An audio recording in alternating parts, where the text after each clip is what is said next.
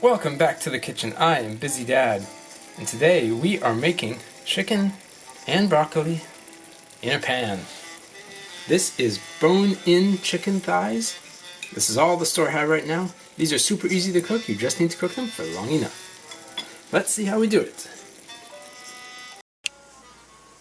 So, skin side down. Skin on the bottom here, not on top. Heat this up till it starts making a little bit of noise, then turn it down. Cover for 25 minutes. Flip once.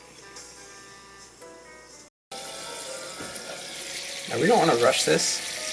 This is going to take a little while to cook, and depending how much liquid is in your chicken, there might be a little bit of liquid coming and out of this chicken and collecting in the pot.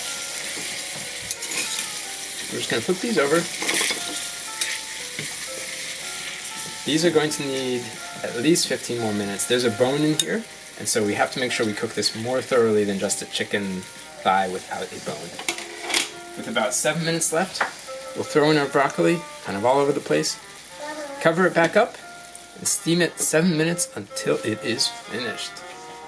Sprinkle some salt on, or whatever other flavoring. You might like Cajun. Could be a lot of things. Okay, when this comes out, it looks like this. Wow, looks good. A little bit of salt. Just check it, make sure it's done. I'm going to add some coriander. This looks amazing. It's on the bone. So once we take this out, we're going to need to let it cool for a bit and give it to people so that they can pull the meat off the bone. Well, that's it. That's how you make bone-in chicken thighs in a pan. I hope you enjoyed this. If you're stuck at home because of coronavirus, go outside, have some fun, then come in and make a great meal. Like, share, subscribe, hit the red button, let me know a comment. If you can, share this with somebody you like. That would really help me out. But support the channel in whichever way you want.